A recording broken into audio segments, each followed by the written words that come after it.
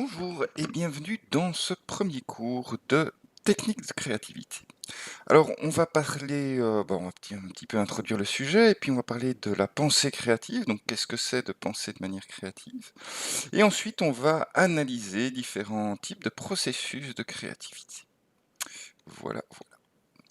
Alors, j'aime bien commencer par une petite définition, hein. C'est un cours de technique de créativité, donc une technique, c'est un ensemble de procédés, de moyens pratiques, hein, donc ça se veut un cours pratique. Bon, c'est pas évident vu les conditions, en ligne, mais on va tenter de respecter, cet esprit-là. En tout cas, je vais essayer de vous montrer des manières de faire pour obtenir quoi? Beh, pour obtenir, des inventions, des idées, heu, voilà, des idées originales, hein, on va dire ça comme ça. Donc la créativité, c'est bien une capacité, une faculté d'invention, d'imagination, un pouvoir créateur. Alors, la première question à se poser, c'est, est-on créatif, de nature ou apprend-on, à le devenir? C'est peut-être, une bonne question à se poser et beh, pour y répondre, d'habitude, je demande à mon auditoire, qui se pense créatif? Et moi, j'enseigne à Bruxelles, donc il y a pas mal de gens créatifs là, mais en moyenne, seuls 2% de la population se trouve créatif, donc se désigne comme étant créatif. Alors ça, c'est quelque chose qu'on va essayer de changer, hein, puisque, le but de ce cours, c'est de, vous rendre créatif et la première chose qu'on peut dire, c'est que la créativité, elle est innée, elle est naturelle. Hem, de nombreux créatifs ont remarqué que en fait, enfant, hein, enfant, on était quasiment tous créatifs et pour cause, la créativité finalement, c'est une manière, d'appréhender le monde, d'appréhender le changement, hein et donc quand on est enfant, on doit grandir, on doit changer, on est forcément créatif. Hein. Il se fait que, en vieillissant, certains, hein, le deviennent moins ou en tout cas, ils se disent qu'ils le sont moins, hein. Ce qui se passe, c'est que probablement que pour notre cerveau, hein, c'est plus facile d'automatiser des routines, hein. Donc, vous ne commencez pas à réfléchir, en levant votre tasse de café pour la porter à votre bouche, aux 40 manières de le faire. Pour votre cerveau, ce serait beaucoup plus, consommateur d'énergie de commencer à faire ça plutôt que de simplement automatiser le fait de prendre cette tasse et de la porter à la bouche, sans devoir y penser. Donc, du coup, votre cerveau peut être utilisé à autre chose, donc ça, c'est déjà pas mal. Mais surtout, ça dépense beaucoup moins d'énergie, hein, en termes de création d'électricité dans vos neurones, hein. Donc voilà une première chose, hein. A-t-on besoin d'être créatif? On pourrait se dire, si on met en place les bonnes routines, on peut, continuer à fonctionner comme ça et on n'en aura pas forcément, hein, besoin, en tout cas pas tout le temps. Hem Moi, je pense pas comme ça. Moi, je pense que la créativité, elle est essentielle et pour toute une série de raisons. Je vous en expose quelques-unes ici, mais elles ne sont pas exclusives. Évidemment, nous, ce qui nous intéresse, c'est la créativité dans le monde des entreprises, hein on remarque que, finalement, aujourd'hui, heu, détenir un certain savoir, une certaine compétence, c'est devenu relativement banal. Alors bon, il faut pas non plus exagérer. Disons que c'est plus banal qu'auparavant. Auparavant, c'était difficile d'avoir de l'information, hein, et ceux qui détenaient l'information et certaines compétences étaient rares, hein, et donc étaient recherchés dans le monde du travail. Aujourd'hui, pour peu que vous soyez un peu doué et que vous recherchiez un petit peu sur internet, hem vous allez retrouver les informations dont vous avez besoin pour faire ceci ou pour faire cela, voir un bon petit tuto YouTube pour vous expliquer comment repasser votre chemise, comment, faire un business plan et cetera, hein. Donc ça devient de plus en plus banal. Hem, là où vos compétences vont être rares, c'est face à un nouveau problème inconnu. Alors là, vous aurez beau, hein, taper sur YouTube comment faire, puisque c'est un nouveau problème et qu'il est inconnu de tout le monde, eh ben, ça, c'est vraiment une compétence clé qui va vous permettre de vous démarquer. Donc se différencier de manière personnelle, hein, dans l'entreprise, c'est pouvoir être créatif et innovant et d'autant plus que, en tant qu'entreprise, hein, beh, on sait, notamment que, pour dire les choses, totalement clairement, un Européen coûte plus cher que, pour une heure de travail que, dans d'autres pays du monde, hein, donc on a besoin aussi, nous, pour pouvoir continuer à créer de la valeur, de se différencier, hein, et donc d'être collectivement, heu créatif et innovant. Hem, oui, encore, un autre exemple, hein, p pour la gestion de conflits, hein, je vous ai mis un petit diagramme ici en bas à droite qui sont les différentes stratégies de gestion d'un conflit que vous auriez avec quelqu'un, hein. Vous êtes en haut à gauche là, hein, donc une personne, hein, et donc, le graphe, enfin la matrice permet de voir quels sont les différents types de stratégies, entre, voilà, je m'affirme, je prends soin de moi et je prends soin des autres, hein. Donc, verticalement, c'est au plus je suis haut, au plus je prends soin de moi et horizontalement, c'est, au plus je suis à droite, au plus je prends soin des autres. Bon, on va pas trop parler, de la domination, hein, bon, beh, il y a des manières de dominer, prendre soin de soi et puis écraser les autres. Ce bon, ça peut marcher à court terme, au moins c'est rapide, hein, enfin du moins si vous êtes le plus fort. Hem Si vous n'êtes pas le plus fort, vous pouvez toujours vous soumettre, en bas à droite, hein, aussi, ça fonctionne. Si vous êtes, carrément, paniqué, vous pouvez toujours éviter le conflit. Et puis il nous reste de manière, un peu plus saine, on va dire ça comme ça, hein, le compromis et la collaboration. Donc qui permet d'avoir un juste milieu entre les différents intérêts autour de la table. Alors, la différence entre le compromis et la collaboration, finalement, est une différence de capacité créative. Le compromis, bon, ça demande du temps, c'est pas ça, hein, ça demande en tout cas de répertorier quelles sont les attentes de chacun et de voir comment est-ce qu'on peut, composer au mieux, hein. Mais le principe de compromis, c'est de couper la poire en 2. Ça veut dire que j'ai que la moitié de ce que je veux, hein, dans ce conflit, hein, et l'autre partie n'a que la moitié de ce qu'elle veut. Ou les autres parties, hein. On est réputé en Belgique pour savoir faire des compromis entre les différentes, communautés linguistiques, hein. Bon, c'est pas mal, hein, c'est mieux que de dominer ou de se soumettre, hein. Ça permet de, hein, voilà, en politique de dire: «Ben, voilà, moi je fais une partie de mon programme, toi tu fais une partie de ton programme et puis au moins comme ça on arrive à fonctionner ensemble», hein, et on voit que ça met parfois du temps, hein, pour être discuté. Mais l'idéal, c'est d'arriver à, collaborer, hein, collaborer, et donc pour collaborer, il s'agit de prendre du temps pour trouver une solution qu'on n'avait peut-être pas imaginée au départ, mais qui finalement contente encore plus que le compromis les 2 parties. C'est pas évident à faire, hein, et beh, ce sont des capacités qu'on va essayer de travailler ici ensemble, de pouvoir, trouver individuellement, mais aussi collectivement, hein, des solutions auxquelles on n'avait pas pensé au départ et qui sont finalement dont le résultat finalement est encore meilleur que ce qu'on voulait au départ, hein. Ça c'est super. Voilà, allez, tout un programme, hein. Alors, quelques petites réflexions, histoire de nous motiver, hein, préjugés, rassemblés à droite et à gauche, autour, de la créativité, hein. Le premier, on vient d'en parler, la créativité est un don que seuls certains possèdent. Et ben, nous, ce qu'on va mettre sur la table, c'est que la créativité, ça pourrait être, c'est se développer, OK? Et que, enfin, que ça pourrait être, se développer, s'adapter à l'environnement, OK?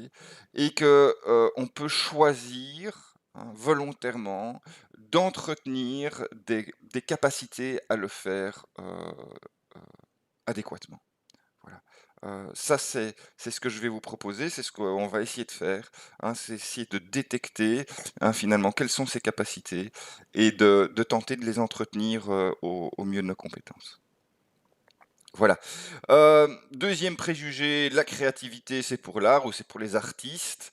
Bah, moi, je pense qu'on peut tout faire de manière créative, hein, et que justement, aujourd'hui, le monde attend notre créativité. S'il y a bien une constante aujourd'hui, c'est le changement et donc s'il y a bien une constante qu'on doit pouvoir développer dans notre comportement, c'est notre capacité à s'adapter à ce changement. La créativité, c'est le chaos, hein, je on va tenter en tout cas de structurer cette créativité, en tout cas, elle doit rester un petit peu chaotique, un petit peu flexible, on va dire ça comme ça, hein, pour pouvoir justement s'adapter, que la créativité s'adapte elle-même, hem, mais on va tenter de détecter, certaines structures et voilà, je vais vous proposer en tout cas certaines manières certains paradigmes pour y chercher, pour y réfléchir. La créativité, c'est moins important que la logique ou que la mémoire ou d'autres formes d'intelligence. Hem, Ce que je vais vous proposer, c'est plutôt la créativité, c'est combiner judicieusement différentes formes d'intelligence, OK? Et pas toujours de la même manière, hein. Essayez de voir quelle est la meilleure combinaison des différents types d'intelligence qui vont nous permettre, d'arriver à des résultats innovants. Être créatif, c'est être génial. Oui, enfin, c'est un préjugé, mais on va dire qu'on est tous géniaux alors, hein. C'est ça la proposition que je vais faire, hein. Chacun sa créativité, chacun, sa manière d'être génial, et c'est justement ça qui est assez, positif parce que du coup, en combinant nos différentes manières d'être génial et ben, on peut arriver à faire un groupe encore plus génial que chacune de ses parties. Voilà, aussi pas mal de choses sur la table donc. Eh ben, on va commencer, gentiment, hein, par une petite, présentation que j'ai piquée à quelqu'un d'autre, autour de la pensée créative. Hein. Voilà question, classique. Combien de carrés voyez-vous? Alors si on réfléchit pas trop et qu'on y va avec nos préjugés, hein, ben, on se rappelle, de nos petits cours de géométrie ou de mathématiques, qu'on a, eus, étant jeune et on va se dire: «Bah, un carré, c'est facile, hein, pour avoir la surface, je fais, 4 carrés fois 4 carrés, ça nous fait 16 carrés, hein, et si je les compte, il y en a bien 16. Je vois 16 carrés. OK, heu, c'est un peu, alors on voit bien que c'est un peu réducteur, hein, et on pourrait, en réfléchissant, en se posant un petit peu, dire: «OK, il y a peut-être d'autres manières de réfléchir que celles qu'on m'a apprises», hein, et on peut, ces carrés, si je mets 4 carrés ensemble, ça fait encore un carré, hein, et donc si je vais, hein, comme on m'a appris, je vais de en haut à gauche en bas à droite, je vois un premier 4 carré, 2e 4 carré, un troisième 4 carré, un quatrième 4 carré. J'ai donc, en plus des 16 carrés, encore 4 carrés, 20 carrés. Très bien. Ils ont dit: «Ah, mais j'ai oublié celui au milieu aussi, hein. Oui, si je laisse tous ceux qui sont autour et que je prends juste, hein, celui qui est, au milieu», je ne sais pas si vous voyez ma souris, mais celui-là, OK. Ah, OK, ça avait fait 21, ça c'est pas mal, ça c'est pas mal. 21 et puis, je vais encore pousser un petit peu, je vais encore pousser un petit peu et je me dis: «Mais si je les rassemble 3 par 3, hein, je vais avoir, 3 comme ça, 3 comme ça, 3 comme ça fait encore un carré et puis je vais en avoir un deuxième ici. Hop, hop, hop, hop et puis alors fatalement encore un ici, hop, hop, hop, un et un dernier ici, hop, hop, hop. Ah donc j'étais à 21, j'en rajoute 4, ça fait 25.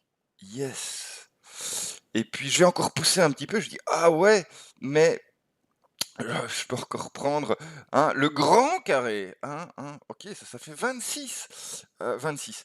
Heu, bon, là, on a fini de faire des choses un petit peu, hein, logico-logiques.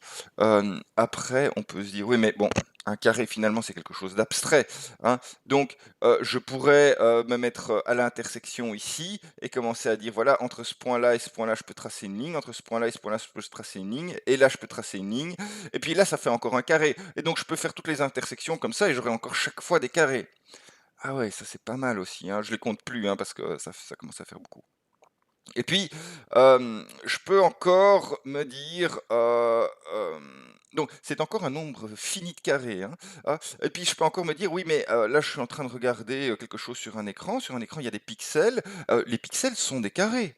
OK? Donc là, j'en aurais vachement, vachement plus des carrés, hein, mais j'ai toujours un nombre fini de carrés. OK. Hem et puis après, si je suis vraiment créatif, hein, je regarde la question et je vois: «Combien de carrés voyez-vous?» La question ne dit pas: «Combien de carrés voyez-vous sur cet écran?» Hein, la question dit: «Combien de carrés voyez-vous?» Et alors je peux sortir mon regard de mon écran et chez moi j'ai du carrelage, ah bah, c'est chaque fois des carrés. Ah, regarder, dehors, avoir des meubles avec des carrés, j'ai des petits carrés dans mes rideaux, hein. Je peux aussi finalement décider qu'un carré n'est jamais que quelque chose, heu, qui relie 4 points d'une manière structurée et que finalement, si je dessine ce carré, je peux en dessiner autant que je veux autour de moi, hein. Et là, j'approche un principe créatif. Donc, ce que je voudrais montrer par cet exemple, c'est que, eh ben, si vous sortez du cadre, hein, et que vous trouvez chaque fois un nouveau concept sur lequel vous pouvez rebondir pour avoir de plus en plus d'idées, hein, eh ben, ça, c'est intéressant. Et ça, c'est une des sources de la pensée créative. Sortir du cadre, démultiplier. Voilà. Voici, un deuxième exercice. Quel est l'intrus? Quel est l'intrus? Eh ben, si on réfléchit pas trop, hein, et qu'on dit ce qu'on nous a appris, on dit: «Bah, voilà, je vois des lettres, hein, il y a des consonnes, des voyelles et il y a qu'une voyelle, hein, donc c'est E l'intrus». Voilà, c'est la bonne réponse, c'est bon, hein. OK, c'est la bonne réponse attendue par le professeur, hein, on va dire ça comme ça. C'est une bonne réponse aussi, hein. Mais si je vais plus loin, hein, on pourrait dire que, ben voilà, le L est la seule lettre où il y a 2 segments de droite. Le F est la seule lettre où il y a 3 segments de droite. Le R est la seule lettre où il y a une courbe. OK? Et cetera et cetera. Et en fait, on remarque que si on réfléchit un petit peu, eh ben, ils peuvent tous être un intrus. OK? Hein? Ici, le principe, c'est de se dire que, heu eh ben, pousser au-delà de la première idée, hein. Souvent quand on demande, hein, typiquement, hein, quand on demande aux étudiants, «Vas-y, trouvez-nous un sujet de travail de fin d'études, un sujet de mémoire, d'épreuve intégrée». Ouais, ils réfléchissent et puis ils disent: «Ah voilà, c'est ça que j'ai envie de faire, première idée, faisons-la». OK, c'est bien cette première idée, mais poussez un peu plus loin. Il n'y a pas qu'une bonne réponse. OK? Il y a plusieurs bonnes réponses en général aux choses, hein. On a été un peu formaté au fait qu'il y avait une bonne réponse. C'est pas vrai. C'est pas vrai. Dans l'extrême majorité des cas, il y a plusieurs bonnes réponses. Et donc, il s'agit de pousser un petit peu, hein, de s'élever d'un niveau d'abstraction afin de trouver plusieurs bonnes réponses. Il y en a plusieurs. Troisième petit exercice schématique, diviser ce carré en 4 parties égales en forme et en surface. Alors en général, quand on fait ça, notre esprit, il vient avec ce genre de truc en premier. Ou éventuellement ce genre de truc-là. OK? Une variante, hein. On préfère d'habitude relier les coins, ça vient plus automatiquement. Bon, si on pousse encore un petit peu, on pourrait arriver à ce type de résultat-là. OK? Bah, oui, ça c'est très, très logique, hein. Bah, effectivement, hein, il y a 4 parties, elles sont égales en forme et en surface. Hem, alors là, ça commence un petit peu coincé en général, hein, un petit peu coincé, il faut encore pousser un petit peu. Ah, si on est un petit peu astucieux, on peut arriver avec un truc comme ça, hein. Bah, ouais, il y a effectivement, hein, 4 triangles rectangles de même forme et de même surface. Et bah, là, ça commence à caler. Là, ça commence à caler. On arrive un petit peu au bout de la logique et on se dit que, bah, 4 propositions, c'est déjà pas mal. 4 propositions, c'est effectivement déjà pas mal. Mais ici, et quand on est en groupe, ça arrive souvent, hein, il y a un moment où il y a une personne qui a, une petite idée. Ils se disent: «Ouais, mais si entre le premier et le deuxième, on peut arriver à décaler un petit peu, la droite, entre la première et la deuxième solution qu'on a montrée ici, hein, et ben, on va arriver à des drôles de formes, mais si on regarde bien, en fait, elles sont égales en forme et en surface. Et je voudrais m'arrêter un petit peu ici parce que là, il se passe quelque chose où notre cerveau passe d'une réalité où il pense qu'il y a un nombre fini de solutions à une réalité où il pense qu'il y a un nombre infini de solutions. Parce que si on pousse un petit peu le truc, on va pouvoir arriver à faire tourner, hein, encore de 1 degré, puis encore d'un degré en plus, et on va avoir chaque fois, une forme différente. Alors vous me dites, oui, il y a 360 degrés, oui, mais on peut faire 360 et demi, ou virgule 1, ou virgule 2, ou puis virgule 25, et finalement, on a déjà un nombre infini de solutions. Alors ça c'est impeccable pour la créativité. Parce que à partir du moment où il y a un nombre infini de solutions, eh ben vous êtes forcément, vous en prenez une, vous êtes forcément créatif, parce que l'infini c'est quelque chose, ok, c'est d'abstrait, mais ça veut dire que chaque fois qu'on pioche, on va avoir quelque chose de potentiellement différent, hein. Donc ça c'est très bon pour venir avec des idées originales. Alors, on peut encore pousser un petit peu plus loin, ne vous contentez pas d'un seul infini, on peut arriver à un deuxième infini, voire un troisième infini. Et là, on voit vraiment qu'il y a du potentiel, pour avoir une solide série, de propositions différentes à ce problème, Donc, voilà, on en revient aux différentes composants de cette pensée créative, Donc une pensée créative, c'est une pensée démultipliée, c'est-à-dire que on va sortir du cadre pour essayer de rebondir sur des choses qui ont été proposées. Donc, par exemple, rassembler les carrés 2 par 2, puis les rassembler 3 par 3, puis prendre les intersections, et puis se dire que, eh ben, on peut regarder aussi dehors, quels sont les carrés, et puis se dire que finalement ces carrés, on peut les dessiner soi-même, ou on peut regarder les pixels, etc., etc. Donc c'est chaque fois, on sort du cadre dans lequel, on élargit un petit peu le cadre dans lequel on réfléchit, et puis on rebondit sur un principe qu'on a énoncé pour, voilà, voir quelles sont toutes les occurrences de ce principe qui existent. Euh, c'est une pensée persévérante. Une petite faute, désolé. Une pensée persévérante, ça veut dire qu'on ne s'arrête pas à la première idée, et que il y a un moment, il faut pousser, ok? C'est la première idée, elle est facile, elle est économe pour l'énergie de notre cerveau, et quelque part, vous devez reconnaître, ce petit moment de semi-confusion comme ça, et se dire, ok, je vais pousser, et si je persévère, je vais trouver d'autres manières de faire, ok? Elle est persévérante, il n'y a pas qu'une seule bonne manière de faire. Moi, je me répète souvent ça. Il n'y a pas qu'une seule bonne manière de faire. Ok, on va pousser pour essayer d'en trouver d'autres. Très bien. Ça va me demander de l'énergie, mais ça va arriver, Et donc, c'est une pensée divergente et convergente. Ok, Et donc, c'est bien, ça qu'on va essayer de montrer dans les processus qui suivent. C'est que on va essayer à un certain moment de débloquer, de pousser, donc de converger pour débloquer enfin plutôt de diverger pour débloquer un verrou mental, et puis de converger pour essayer de trouver une nouvelle routine mentale pour aller arriver à plein de propositions différentes, divergentes, convergentes. Voilà, la pensée créative. Eh ben, parlons un petit peu, de des différents processus créatifs qui ont été proposés, par différents auteurs.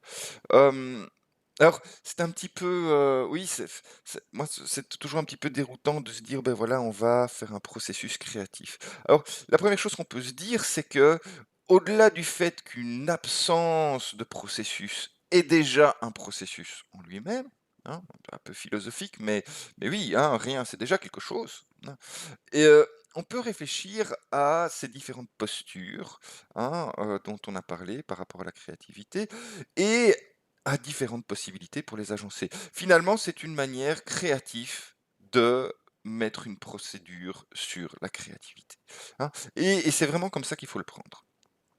Voilà. Hem Alors, j'ai un peu changé mes slides ici, parce que, hem, historiquement, on avait une autre manière de présenter les choses. Mais, je me suis pas mal renseigné sur les neurosciences et j'avais envie de présenter ça, d'une autre manière qui me semble plus adéquate, ici, hein. 2 modes de fonctionnement de notre cerveau. C'est un peu réducteur, mais ça permet de bien comprendre, hein.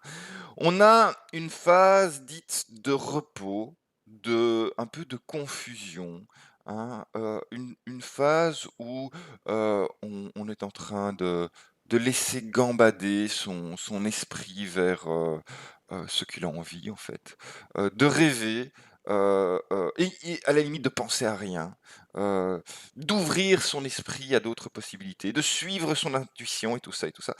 Donc ça, c'est ce mode de fonctionnement, ça correspond à toute une série, de, comment dire? D'hormones et de fonctionnement de neurotransmetteurs, Si vous voulez un peu vous renseigner dessus, vous pouvez un peu suivre les neurosciences, c'est très sympa. Hem, mais donc voilà, ça c'est un mode de fonctionnement un des modes de fonctionnement de notre cerveau. Un 2e mode de fonctionnement, c'est une phase, qui successivement, donne un chemin à emprunter pendant un certain temps pour atteindre un objectif choisi, hein. Et dans ce type de fonctionnement, on va raisonner, fonctionner scientifiquement, aller vers un objectif et se récompenser parce qu'on est sur le bon chemin, parce qu'on a atteint cet objectif ou qu'on a partiellement atteint cet objectif ou qu'on a trouvé une manière de reproduire, un comportement qui nous permettra à terme d'arriver à cet objectif, et tout ça, ça correspond aussi à un certain nombre d'hormones et de neurotransmetteurs qui fonctionnent en nous, et qui voilà, nous donnent du courage pour aller vers un objectif et nous récompense, nous fait sentir heureux de l'avoir atteint. Il se fait que en réfléchissant, être créatif, c'est associer judicieusement ces 2 modes de fonctionnement, hein. Imagination, donc ouverture d'esprit, et c'est vraiment, si vous allez un petit peu, vous focalisez sur votre cerveau, vous pouvez sentir votre cerveau qui s'ouvre à d'autres, modèles de pensée, qui ouvre le cadre réellement.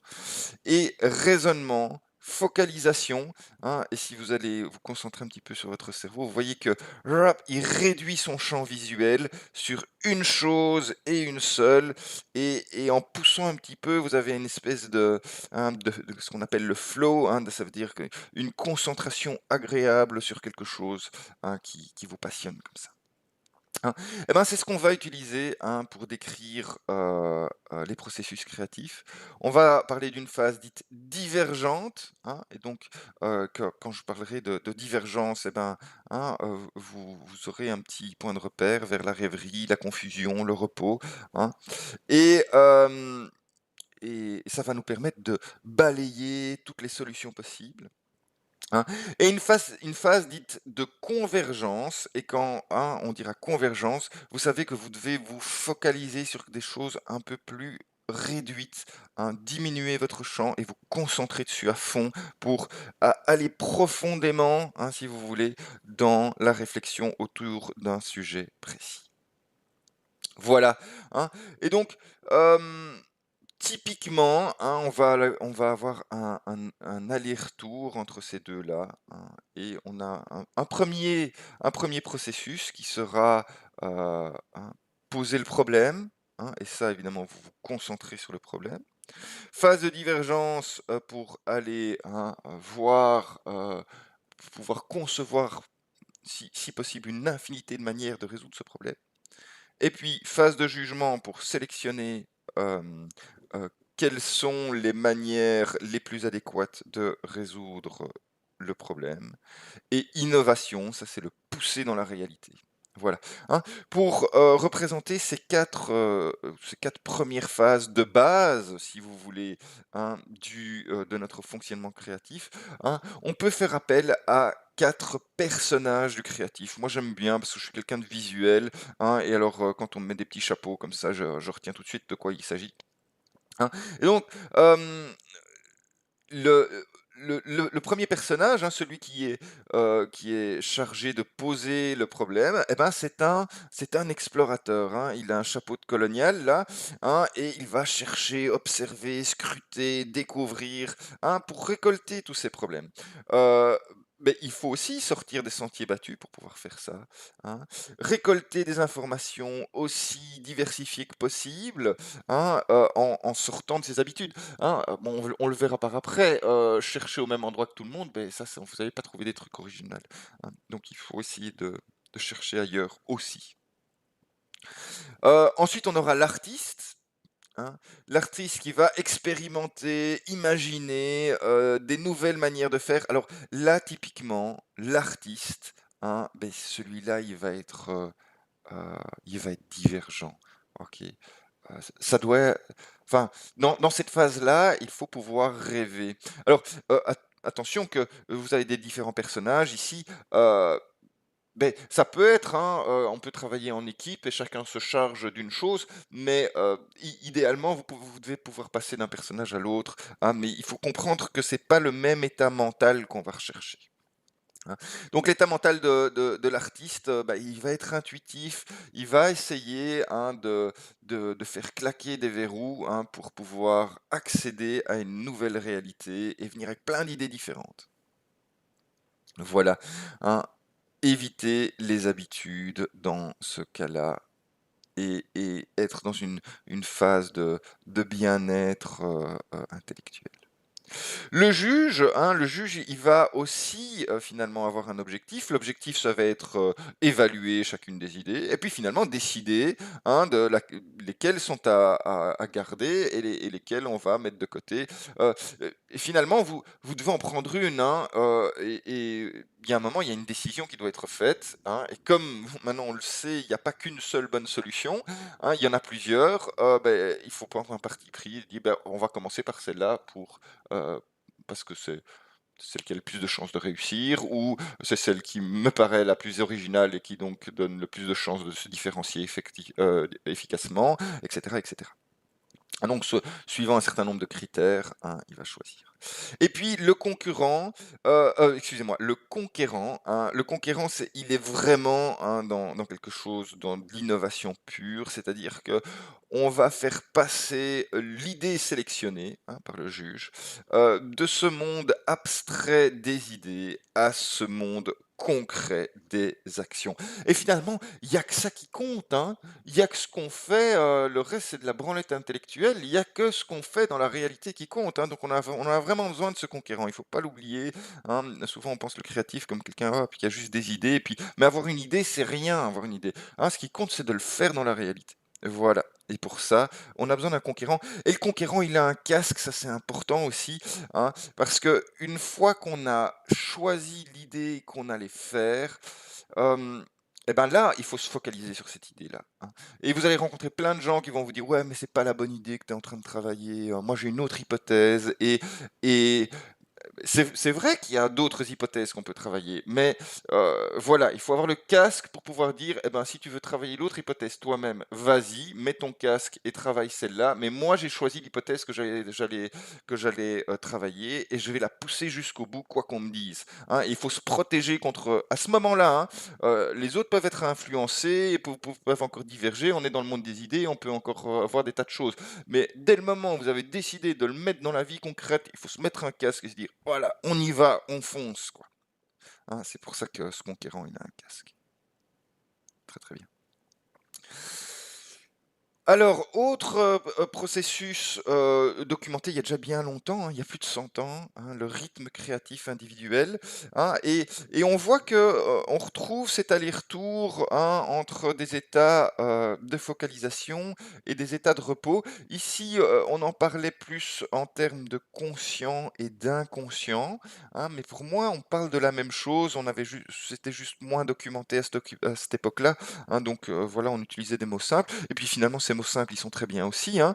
Parfois c'est mieux même de raconter les choses simplement, hein. Donc là, c'est un rythme en 4 étapes, hein, avec, une première étape dite, d'imprégnation, hein, chercher, voir qu'on ne trouve pas tout à fait ce qu'on veut, hein, définir ce problème, rassembler les informations. On est dans une dynamique, d'exploration ici, hein. Et puis là, il y a un parti pris qui est fait, hein, l'incubation, donc ça va être une manière de diverger. Ah, ne vous braquez pas sur cette manière de diverger, on va en voir d'autres, hein, des manières de diverger, peut-être des manières, plus conscientes aussi de diverger, hein, mais, ici, on nous propose une manière inconsciente de diverger, hein, c'est la sieste, c'est, la douche, c'est, la promenade. En fait, vous faites autre chose et vous pensez un peu à rien. C'est ça le but, OK? C'est d'arriver à aller voir ce que votre inconscient vous propose face à, votre problème pour lequel vous avez séché. Et en fait, hein, on est souvent, assez focalisé sur notre conscient et ce qu'on a, directement à notre portée dans notre cerveau, mais il faut bien comprendre que notre cerveau, il enregistre quasiment tout, hein, mais il enregistre, vous n'avez pas accès à tout, au moment T, hein. Donc il faut lui permettre, hein, en allant chercher dans vos vieux souvenirs, hein, il faut lui permettre de réaccéder à ces souvenirs qui seront, parfois un peu, il y a certains détails qui vont partir, mais c'est pas grave, il y a énormément de choses au fond de votre cerveau, hein, et donc le fait de cesser de penser, hein, va pouvoir laisser la place dans votre cerveau pour pour aller illuminer, hein, ces vieilles choses, et donc cette illumination, hein, c'est cette 3e, cette 3e étape, c'est le eureka, hein. C'est le moment où votre inconscient arrive à envoyer un stimuli électrique vers votre conscient, OK? Et bam! Ça s'illumine dans votre cerveau. Yes, j'ai une solution ou une manière de trouver de multiples solutions, hein.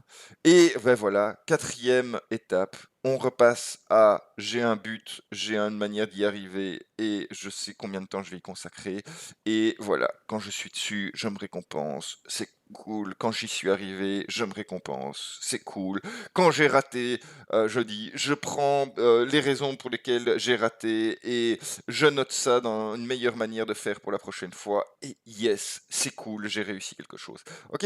Et donc ça, notre cerveau, il va bien aimer, hein, fonctionner avec cet aller-retour, hein. C'est honnêtement, quand vous voyez, hein, moi je traîne parfois de temps en temps sur YouTube, hein, et je vois tous ces trucs de réalisation personnelle, et ben, honnêtement, hein, en 1926, hein, ce Wallace, hein, il avait déjà, pas mal, hein, trouvé de comment y accéder à toutes ces choses-là.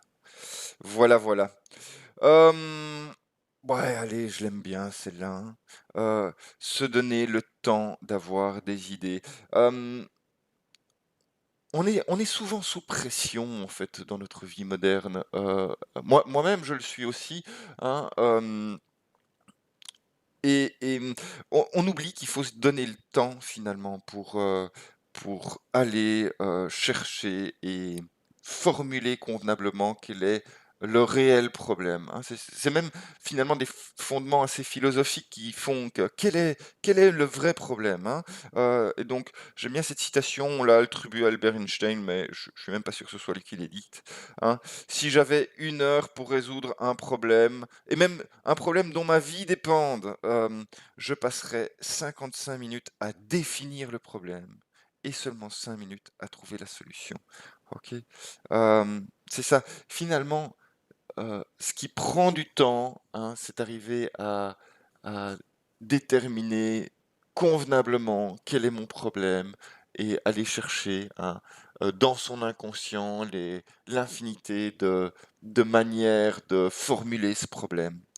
Heu, Si un problème est bien formulé, eh ben, en général, sa solution, découle assez rapidement.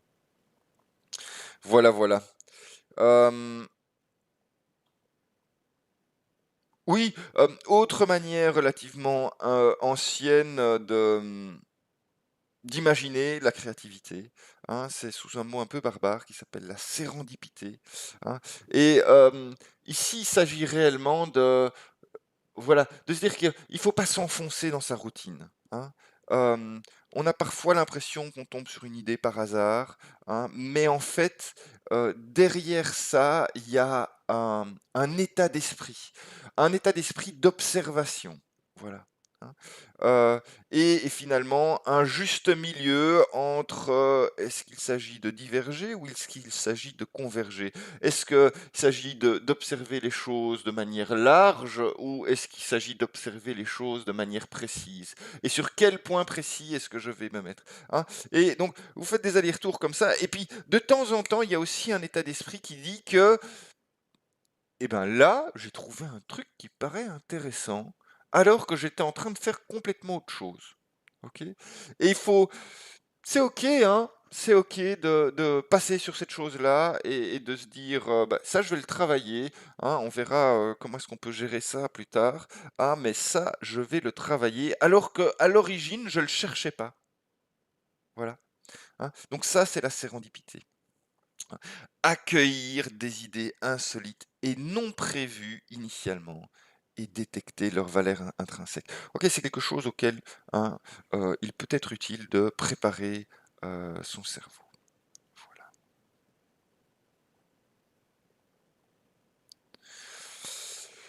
Alors, bon, je vous ai présenté une structure relativement simple, sous forme, de 4 personnages du créatif: explorateur, artiste, juge, conquérant.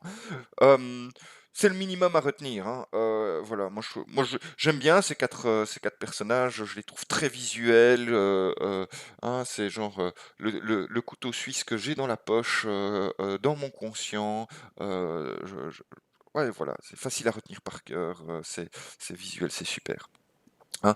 Hem, il y en a un autre que j'aime bien et bah, quitte à structurer les choses, je trouve que ça nous donne pas mal d'idées, hein, sur des choses à retenir par rapport à la créativité, hein, c'est le looping créatif. Je vous l'ai mis, ici. Hem, je l'aime assez bien, hein, ce looping créatif parce que, il nous faut penser à plusieurs choses, hein. Point de départ, savoir poser un problème, savoir s'imprégner des différentes composantes de ce problème, savoir le reformuler, hein.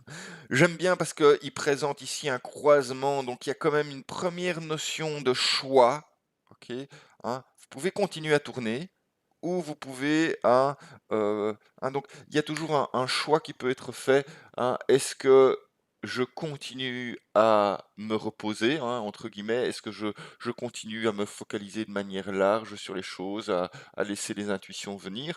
Ou est-ce que je prends quelque chose et que je me concentre dessus? OK? Ça, c'est un choix qui peut être fait à intervalles réguliers, hein. C'est le choix de la créativité.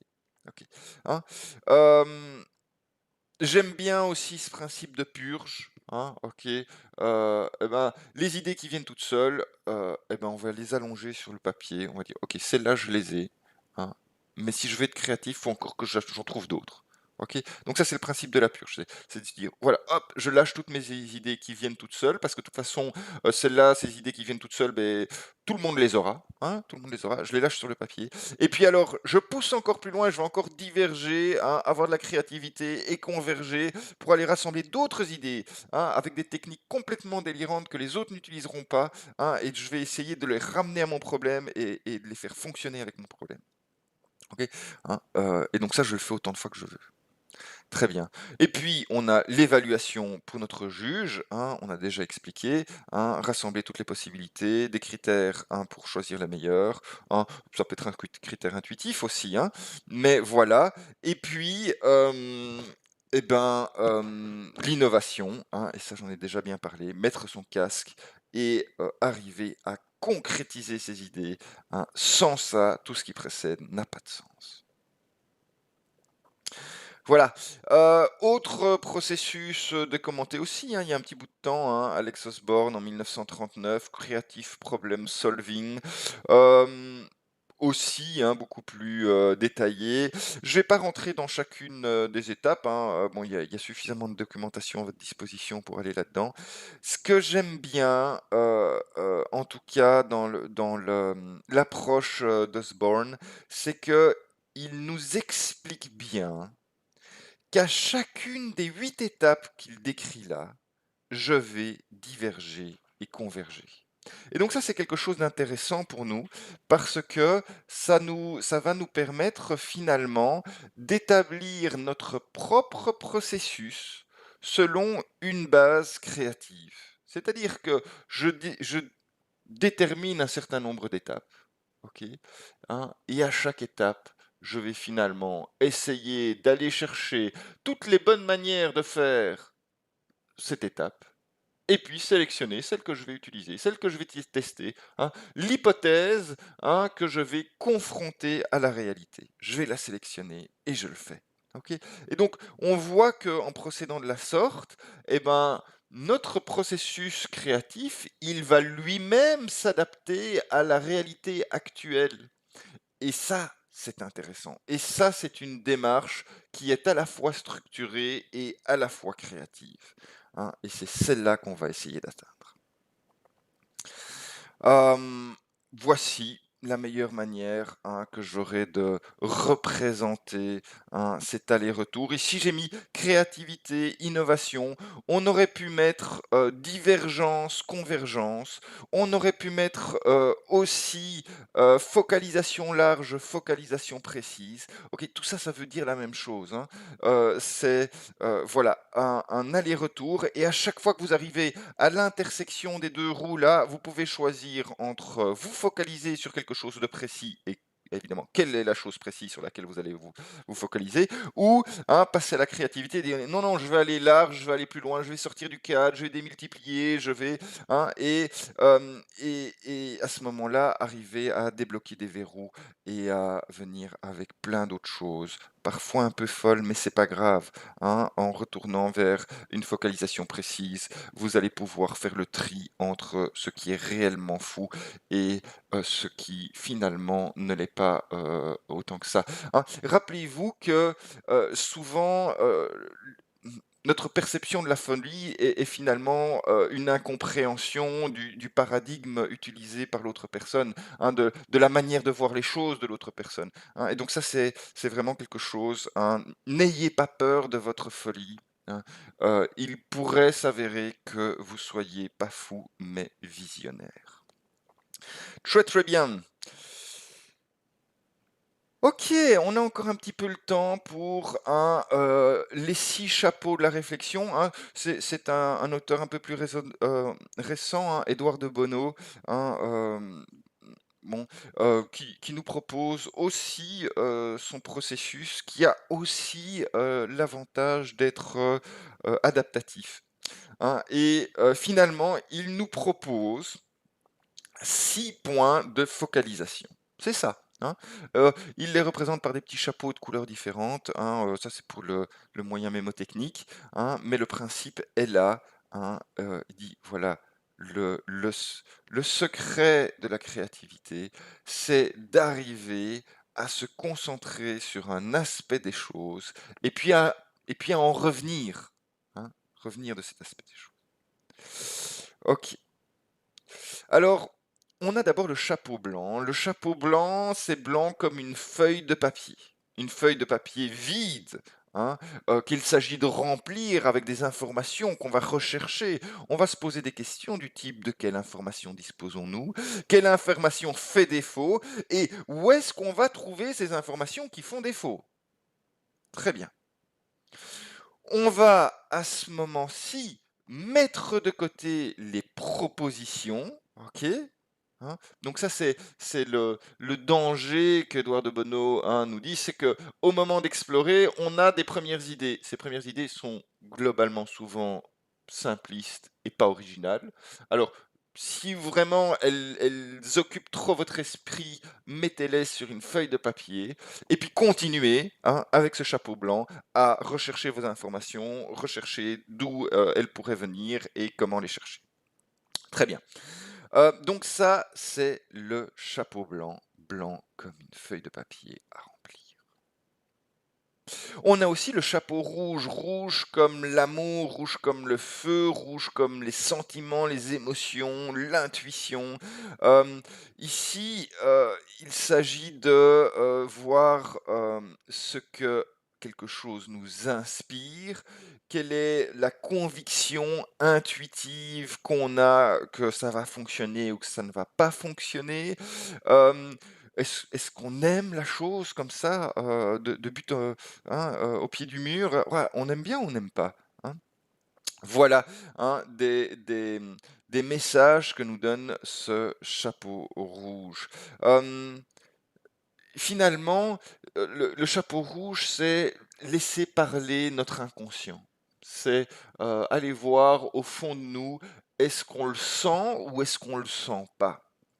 OK, hein, et n'oubliez pas, hein, qu'il y a une espèce de dialogue qui doit se faire entre notre inconscient et notre conscient, et le chapeau rouge, c'est simplement aller porter, hein, son point d'attention, se focaliser précisément sur, hein, ce qu'on a dans le ventre, quoi, hein. On a un cerveau dans le ventre aussi, il faut pas l'oublier, hein, c'est un cerveau, inconscient, mais il nous donne des messages, hein. On a parfois le ventre tordu face à certaines choses. On a parfois, hein, une énergie dingue qui nous pousse depuis le ventre pour faire certaines choses. Eh ben, acceptons ça et soyons capables de l'écouter, hein. Et pour pouvoir écouter ça et se focaliser là-dessus, hein, on va mettre notre chapeau rouge. Alors, c'est quelque chose qui est un peu tabou, hein, dans le monde du travail, en tout cas ici en Occident, en Belgique pour faire court. Euh, mais voilà, il faut parfois savoir un petit peu le présenter de manière pas trop hippie pour que ça fonctionne, hein. Je veux dire, tiens, hein, on va y réfléchir un petit peu et puis hein, laisser le vague. Souvent, en fait, si on est capable de bien contrôler son attention et de le diriger en gros à l'intérieur de son corps pour voir un peu ce qui s'y passe, et ben tout de suite, ça peut être assez rapide en fait, hein, comme processus. Quelques secondes suffisent.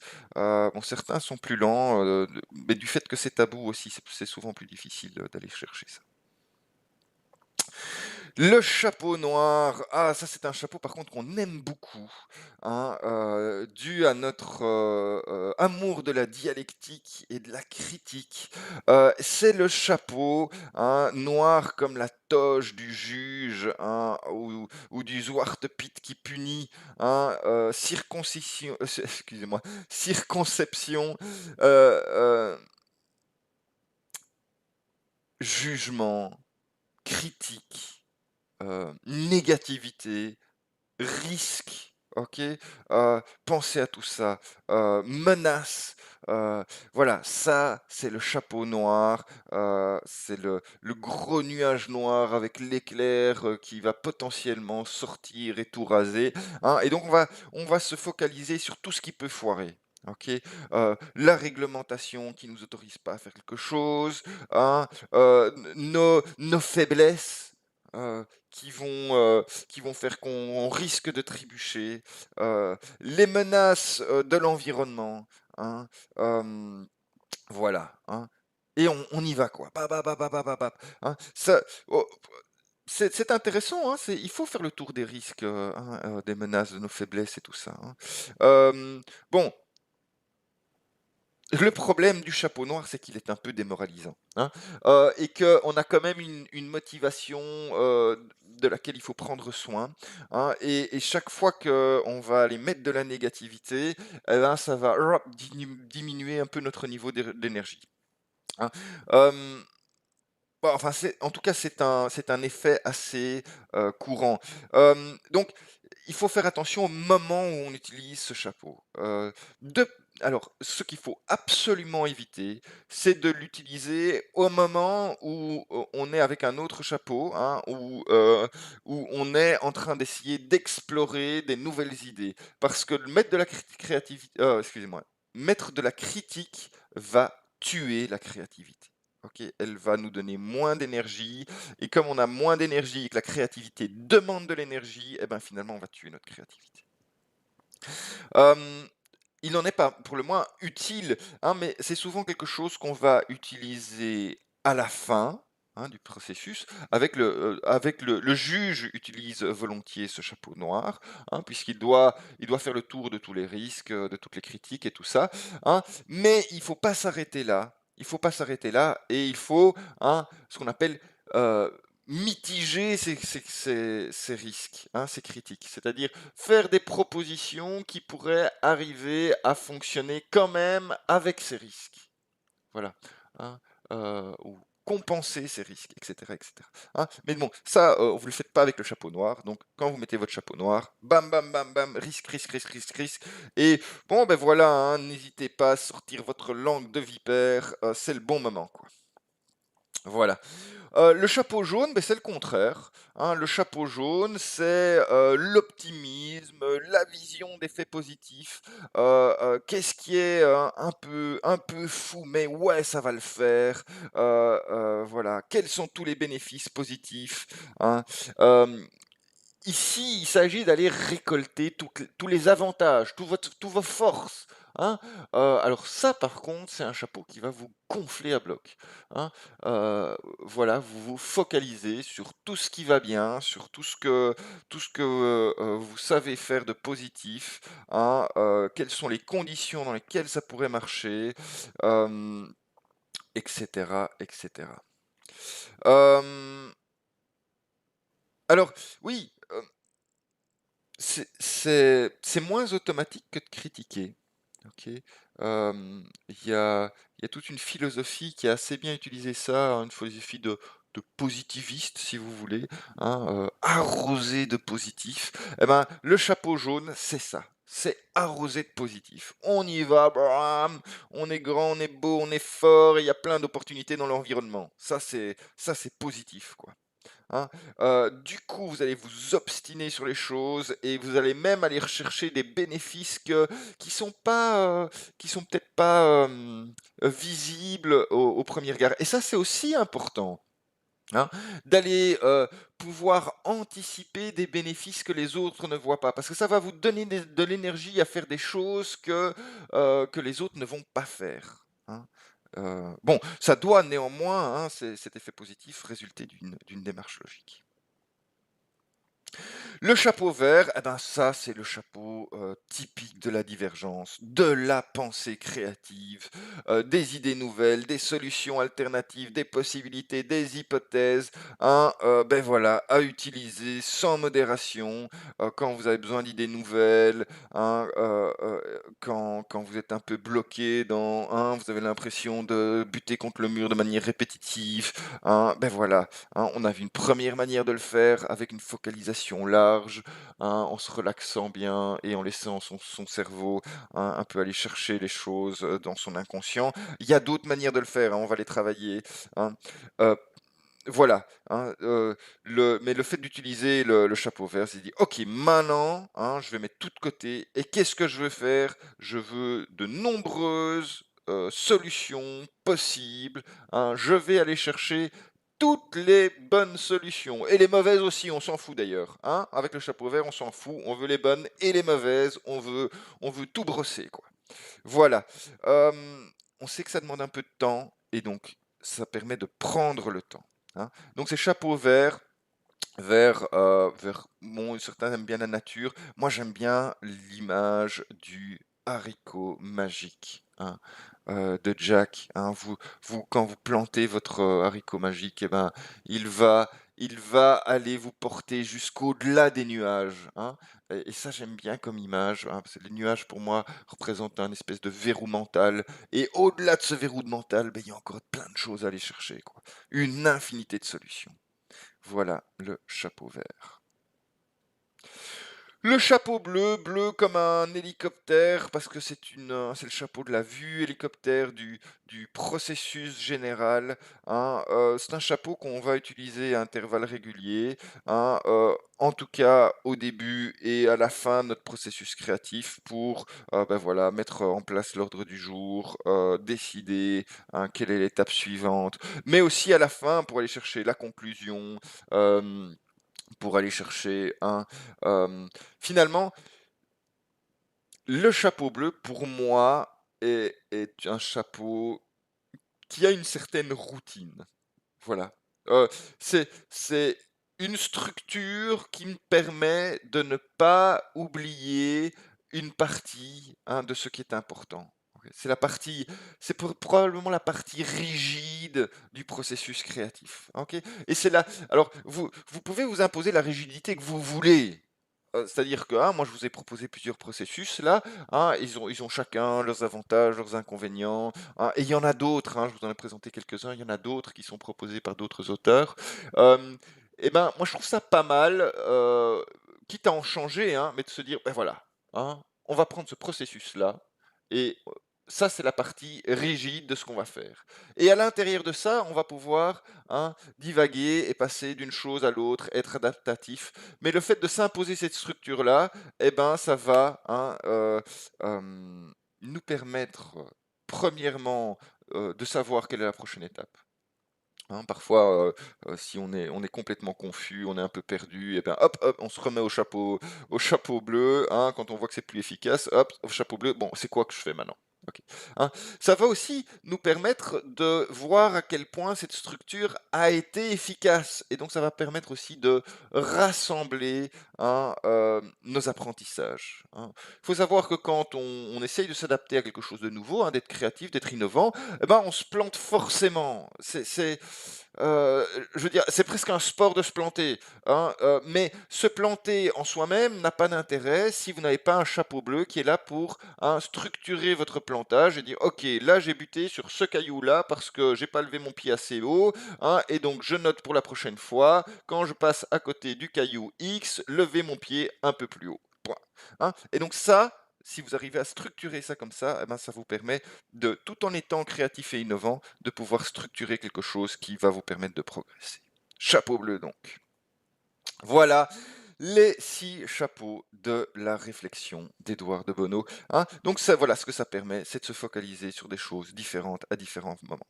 Alors, ceci dit, hein, cette technique peut être utilisée à différents niveaux.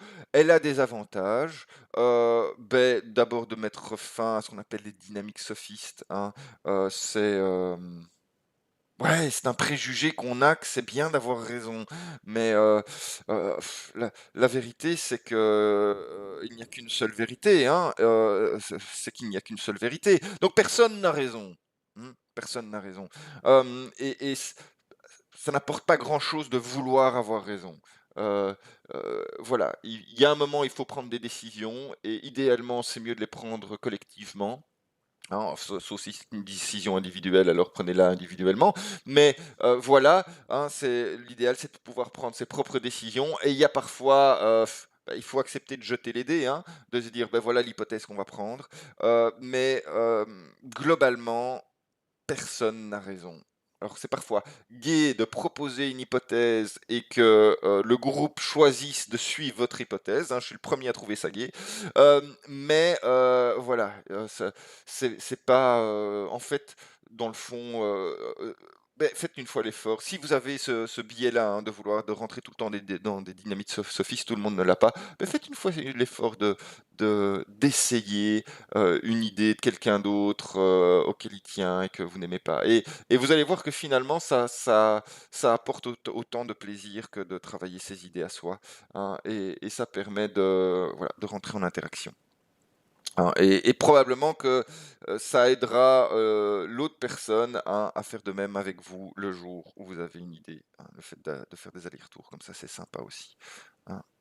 Voilà, explorer toutes les prises de position, hein, les avantages des mauvaises idées, les inconvénients des bonnes idées. Ok, ça permet de brosser un peu plus large et d'aller finalement à fond dans chacun des points pour pouvoir après rassembler et avoir une vue d'ensemble avec l'ensemble de nos connaissances.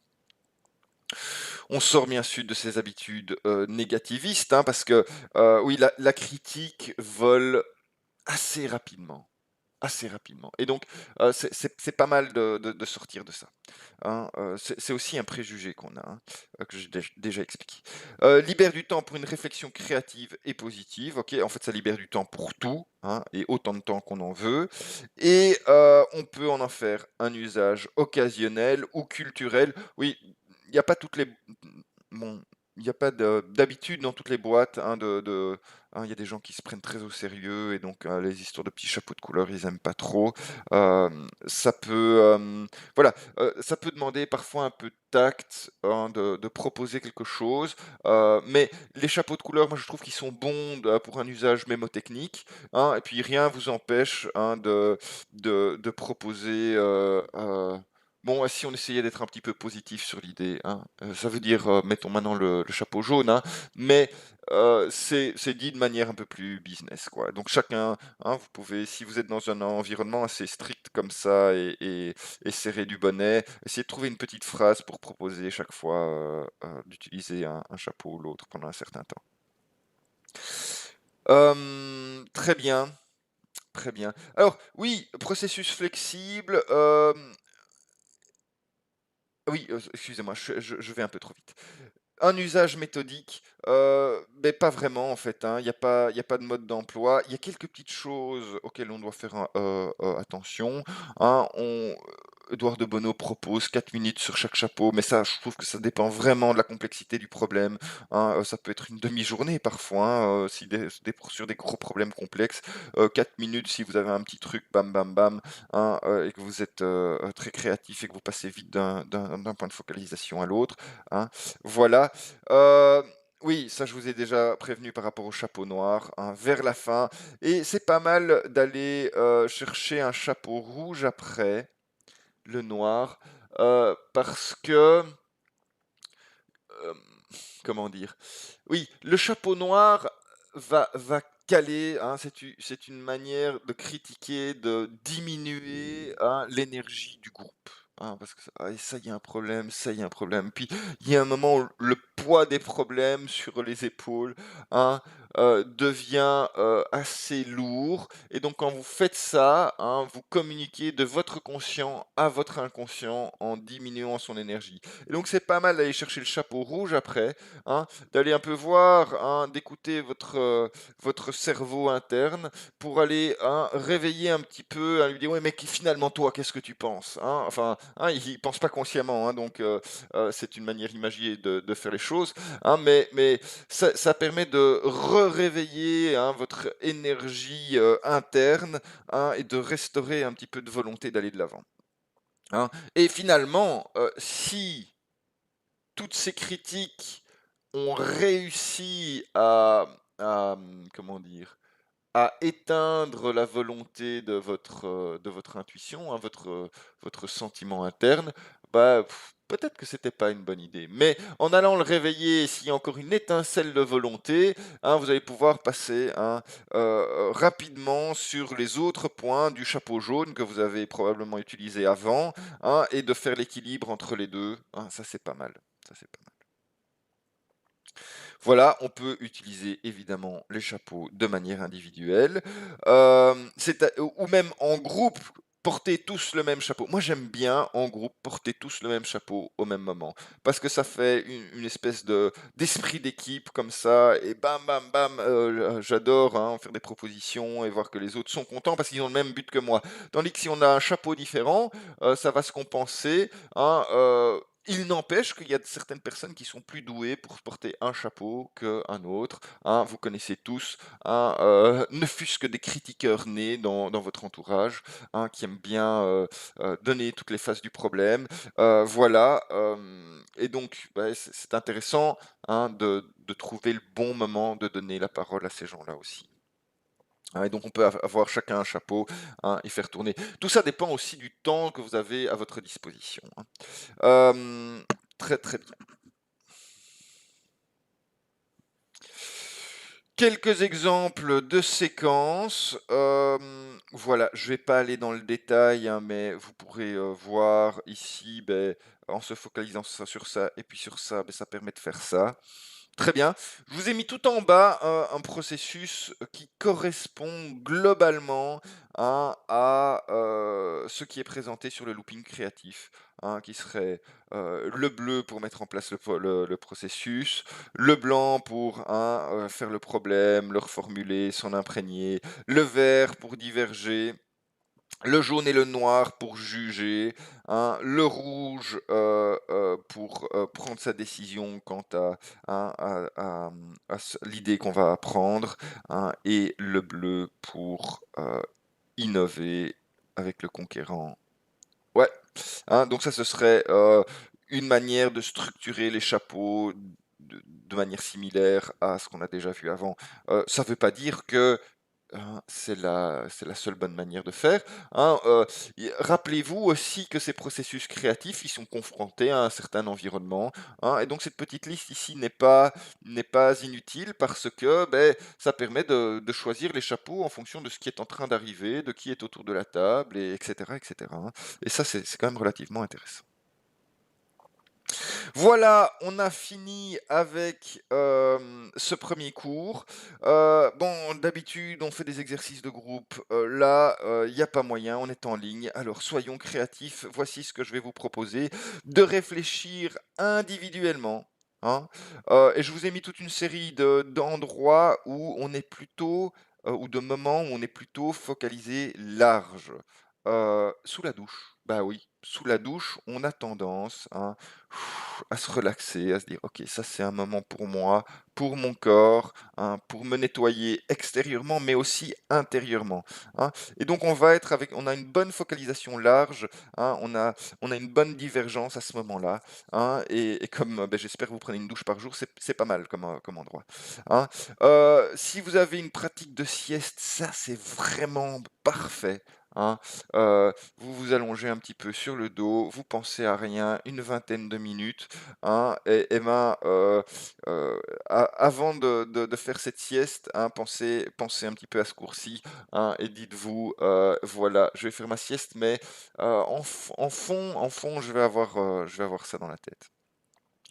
Alors si vous faites pas de sieste, vous pouvez prendre le moment du réveil. Si vous prenez quelques minutes à vous réveiller, hein, et que vous n'êtes pas, speedé dès la première seconde, c'est un bon moment aussi. Sinon au coucher, hein, au moment où vous essayez de vous endormir, hein, ne prenez pas tout de suite, votre position, dans laquelle vous tombez dans les bras de Morphée, hein. Essayez d'avoir un moment de calme avec ça et à ce moment-là, il faut être un peu doué parce que hein, prenez un petit papier à côté de vous pour écrire parce que vu qu'après vous allez dormir, il faudra le lendemain matin que vous vous rappeliez des idées que vous avez eues et c'est pas toujours évident quand on le fait au coucher. Voilà, si tout ça ne vous parle pas, vous pouvez toujours, aller vous promener, hein, spécialement en période de confinement. C'est cool d'aller, au parc, prendre un petit peu l'air et de voir la lumière du soleil. Et ben, c'est aussi un bon moment, hein. Le fait de marcher, hein, vous allez, hein, automatiquement, le fait de marcher fait aller vos yeux de gauche à droite comme ça et augmente votre focalisation, hein. Voilà, toute autre proposition, d'un moment où vous êtes, avec une focalisation relativement large, donc avec un fonctionnement du cerveau plutôt divergent, hein, sera, parfait. parfait pour faire cet exercice. Et ce que je vous demande, c'est de lister le plus de façons de répertorier ou de détecter des problèmes. Ok? C'est la première étape. Hein. Savoir un petit peu, hein, je vous ai remis tous les processus qu'on a vus aujourd'hui. Hein, eh ben, phase 1 d'imprégnation du problème. Hein, il s'agit ici de répertorier les problèmes. La boucle créative, problème, décrire son problème. L'explorateur, eh ben, il recherche, hein, notamment en premier lieu des problèmes. Hein, clarifier l'objectif, quel problème, excusez-moi, clarifier l'objectif, quel problème, ça marche aussi. Et le chapeau bleu, hein, utilisé en premier, il se demande de quoi s'agit-il. Eh ben c'est ça, c'est la première chose que je voudrais qu'on fasse, hein, c'est de voir quelles sont toutes les manières possibles de détecter et, dans une certaine mesure, de répertorier les problèmes. Voilà, hein, pour mes élèves, vous avez un petit feedback, hein, c'est une espèce de petit sondage où vous pouvez marquer jusqu'à 500 lettres, je crois, hein, dans Moodle, et alors ça nous permettra que je vous présente ça et puis qu'on puisse consulter ça tous ensemble. Je vous souhaite une excellente fin de semaine et à la semaine prochaine.